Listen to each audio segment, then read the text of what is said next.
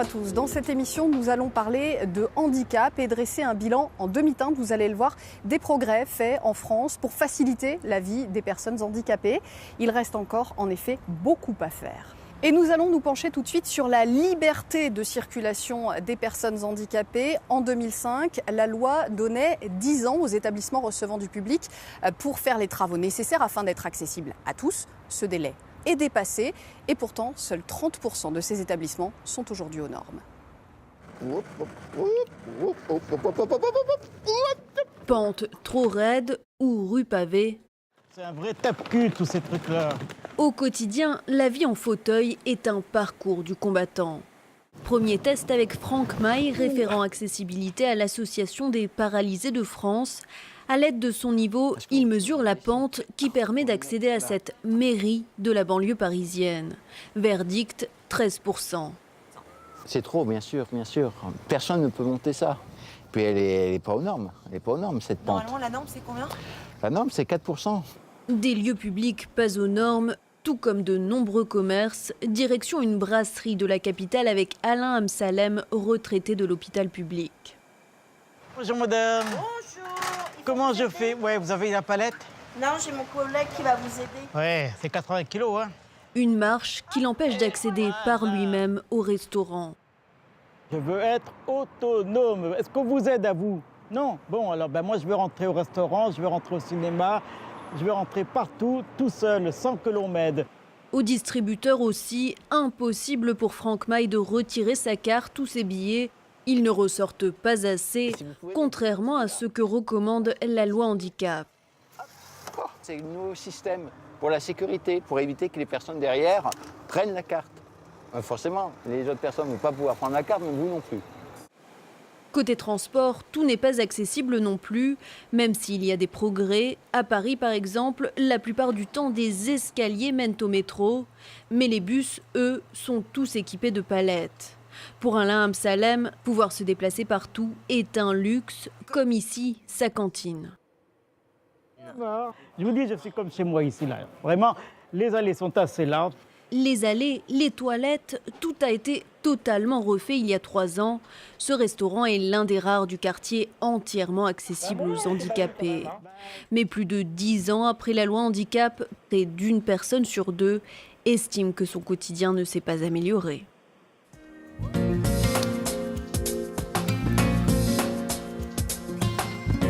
Et nous sommes maintenant avec Grégory Cuiron, une star de la cuisine. Bonjour, merci d'être avec nous.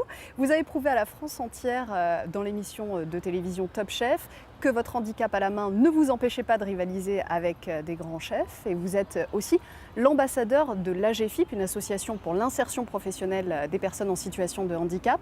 Est-ce que c'est important pour vous de montrer, d'utiliser votre notoriété pour prouver que les personnes handicapées peuvent avoir des compétences à faire valoir dans le monde professionnel? Alors au départ, c'est une problématique qui m'intéressait pas, parce que j'étais pas sous les feux de la rampe. Et c'est vrai que le handicap, j'ai jamais vécu en tant que tel, étant donné que je suis né comme ça.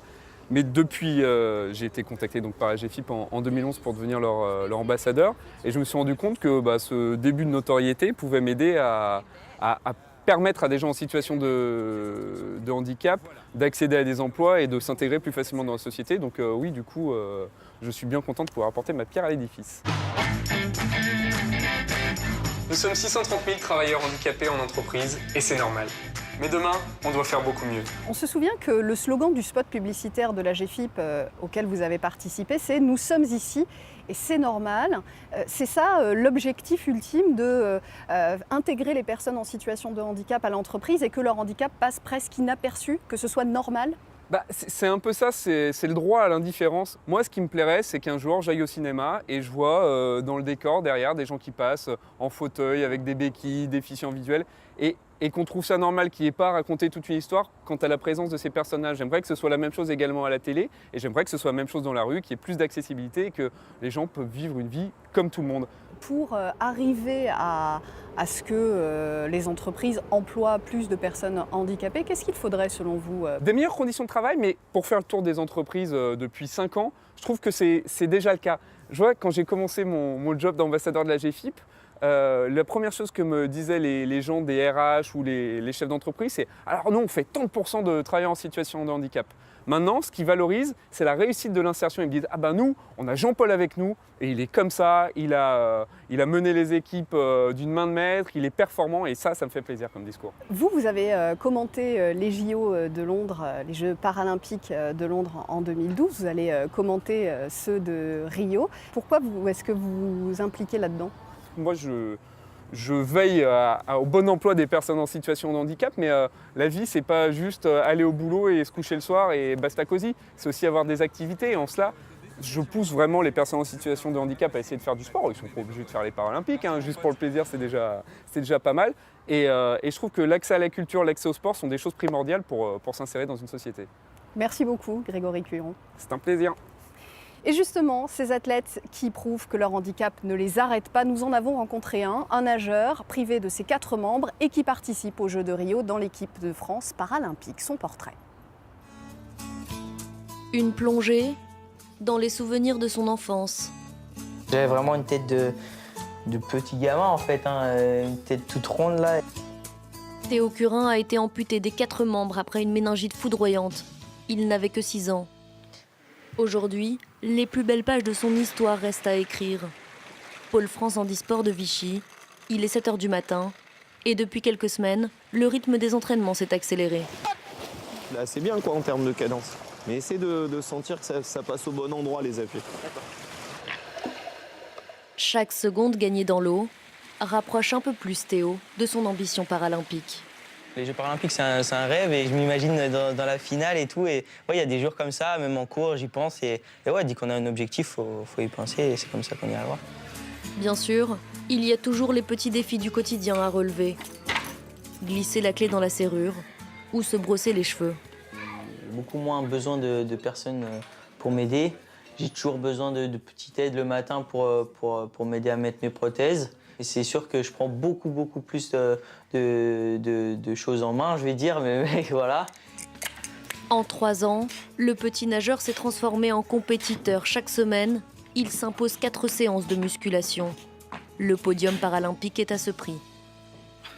Comme j'ai pas les jambes pour faire des battements, il faut vraiment que je sois gainé au niveau du bassin. Donc là, on travaille sur cette marche pour essayer de monter en restant gainé. On est obligé de passer par ces épreuves, les entraînements tous les jours, 2 fois par jour, pour essayer de réaliser nos rêves. Ouais. Son courage, il le puise aussi dans le regard de sa famille. Son père se souvient, Théo revient de loin. 10 ans, il est tombé malade. Que j'ai appelé le pompier, qu'il avait 41. Et là, quand je le revois nager, je vois que ça s'améliore. C'est incroyable. Théo est le plus jeune des 6 nageurs de l'équipe de France qui s'illustrera à Rio. Son regard est fixé vers un possible podium. Pourquoi pas pour le 200 mètres nage libre. Les personnes en situation de handicap, comme tout un chacun, rêvent d'avoir une vie épanouie et cela passe par le fait d'avoir une sexualité. Par son côté intime, cet aspect a souvent été occulté du débat public et des lois. Mais le droit à une sexualité pour les handicapés a ses défenseurs bien décidés à faire entendre leur voix. Regardez ce couple. Un couple hors norme. Gilles, 30 ans, et Marcel, 61 ans, lourdement handicapé. Ce jour-là, ils se retrouvent enfin seuls, en toute intimité, sans auxiliaire de vie, au bord de l'eau, près de leur maison en Alsace. Quand j'ai rencontré Marcel, je suis tombée amoureuse de lui et de son handicap. Si je prends Marcel, je prends aussi la vie qui va avec. On aime jouir de la vie, vraiment, et dans tous les sens du terme. Avant de rencontrer son mari, Gilles était prostitué. Un jour, Marcel l'a contacté pour un ami handicapé qui cherchait une assistante sexuelle. Une demande inhabituelle pour la jeune femme. Jusqu'ici, elle n'avait jamais été confrontée à cette réalité. Moi, je suis valide dans un monde de valides et j'ai absolument pas... Enfin, jusqu'alors, j'avais absolument pas conscience et connaissance de... Enfin, surtout conscience de ce que pouvait être... la non-sexualité, la non-sensualité d'une personne qui est enfermée dans son corps finalement, qui ne peut pas manger seule, s'habiller, se déshabiller seule et qui ne peut pas non plus se masturber seule. Aujourd'hui mariés, ils se battent pour la même cause. briser ce tabou et aider les handicapés à retrouver une vie sexuelle. Gilles et Marcel les mettent en relation avec des assistants qu'ils ont eux-mêmes formés. Une nécessité pour Marcel. Les expériences que j'ai eues avec les escort girls ont été des fiascos. Elles étaient démunies devant le handicap, à tel point que j'en ai rencontré une qui, en me voyant, est repartie quasiment en courant. Il y a un temps d'écoute des deux côtés, hein.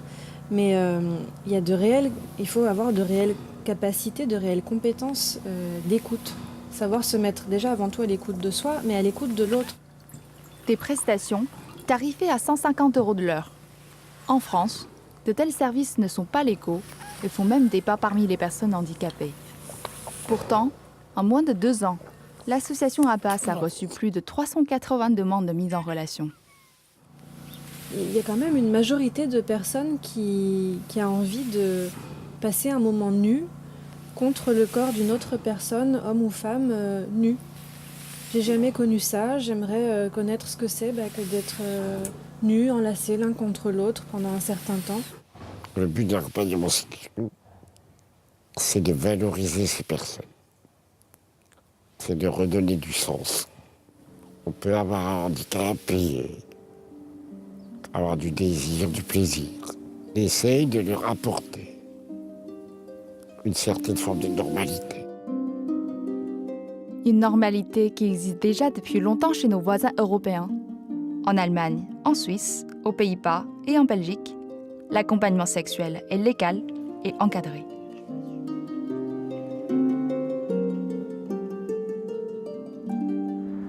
Voilà, c'est la fin de cette émission. Merci à vous de l'avoir suivi. À très vite sur France 24.